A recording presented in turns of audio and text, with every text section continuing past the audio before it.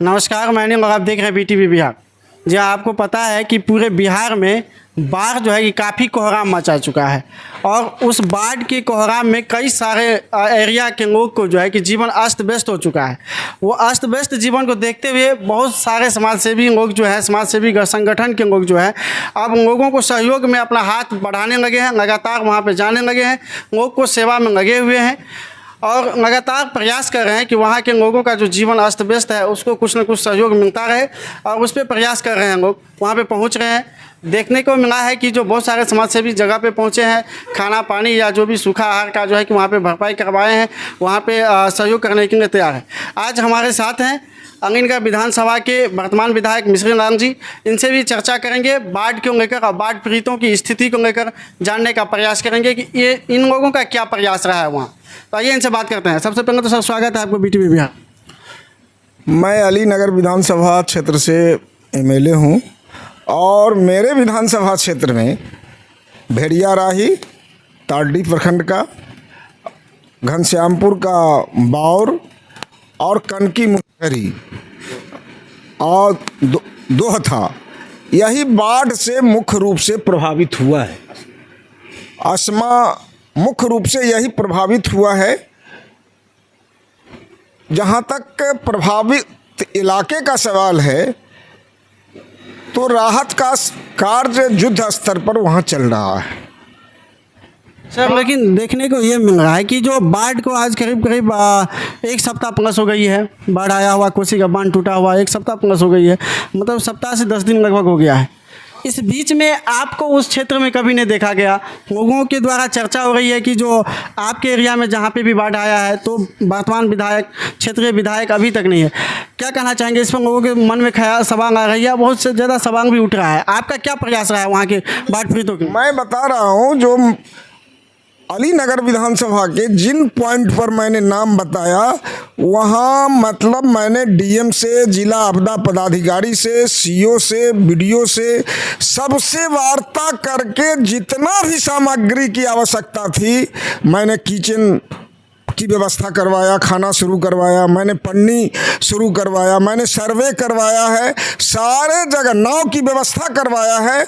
वहाँ की जनता में कोई आक्रोश नहीं है, वहाँ सारी व्यवस्था मैंने करवाया है और आज भी प्रयास जारी है। और जहाँ तक सवाल है, जो मेरे क्षेत्र में राहत के बिना कोई परिवार नहीं वंचित रह सकता है।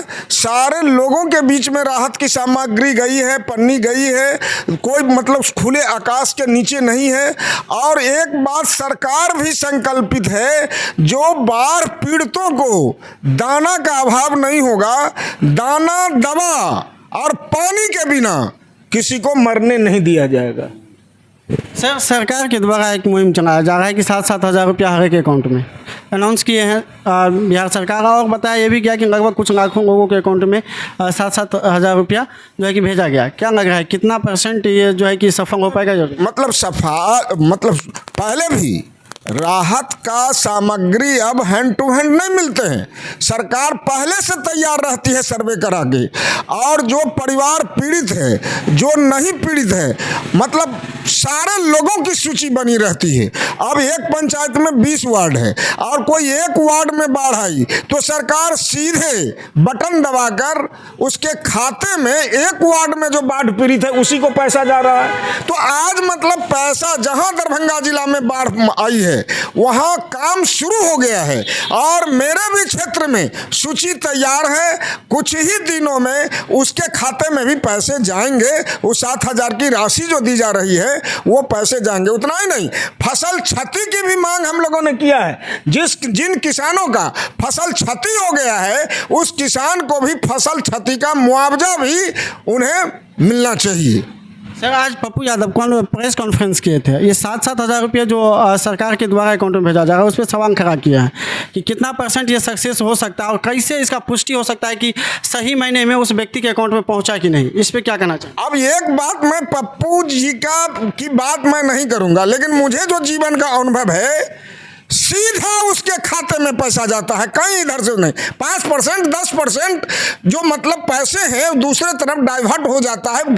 अभी भी गांव घर में बहुत लोग हैं जो गलत नंबर दे दिया, गलत खाता दे दिया। लेकिन पप्पू जी की सोच है जो एक गड़बड़ होता है, मैं नहीं इसको मानता हूं।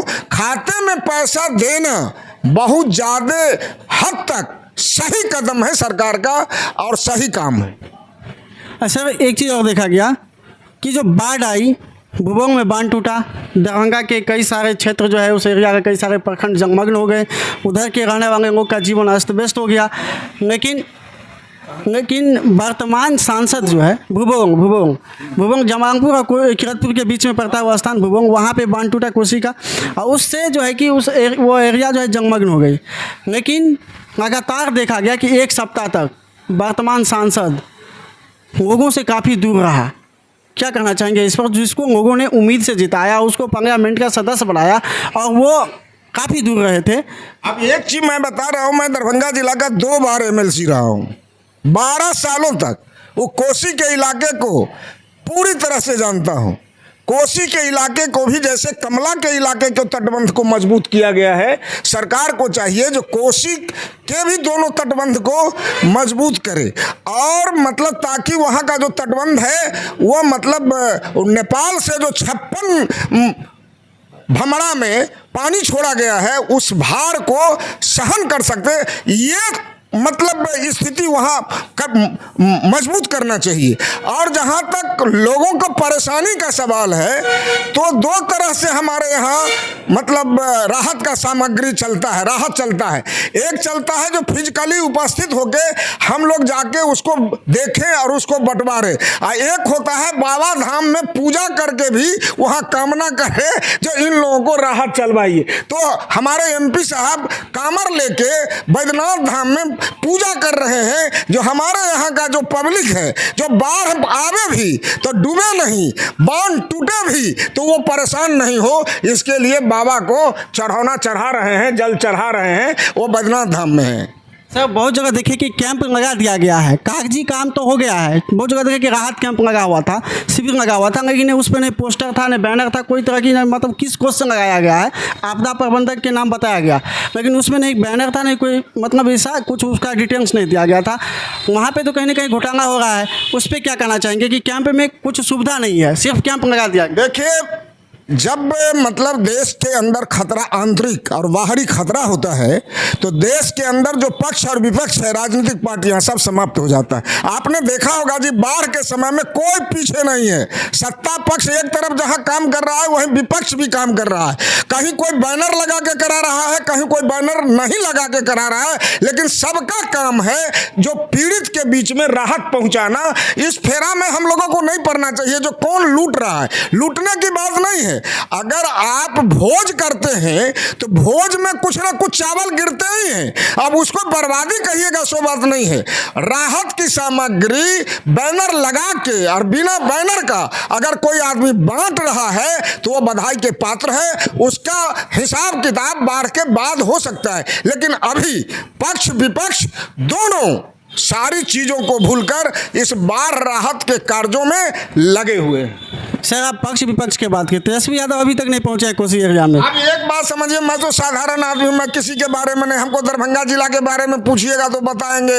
हम मतलब देश विदेश की चर्चा कैसे कर सकते हैं, जो कौन आदमी कहाँ है नहीं है, ये बात हम कैसे कर सकते हैं। लेकिन जहाँ तक दरभंगा जिला का सवाल है तो दरभंगा जिला में शासन प्रशासन लगे हुए हैं, काम कर रहे हैं। जो यहाँ का लोग हैं वो आए हुए थे, वहाँ गए हैं, जैसे आपने पप्पू जी का चर्चा किया और लोगों की चर्चा किया, बहुत सारे लोग बाढ़ के कार्यों में लगे हुए हैं, सभी भी पार्टियां का। लास्ट में क्या कहना चाहेंगे बाढ़ पीड़ित लोगों को, वहाँ पे जिसका जीवन अस्त व्यस्त हो चुका है, उसके लिए क्या कहना चाहिए? देखिए, एक चीज़ मैं बता रहा हूँ, जिसका जीवन अस्त व्यस्त हो रहा है, वैसे भी मैं आपको बताऊँ, जो मिथिलांचल जो है बाढ़ का नैहर है, और यहाँ बहुत दिनों के बाद इस तरह से बांध टूटी और ये कहर हुआ है।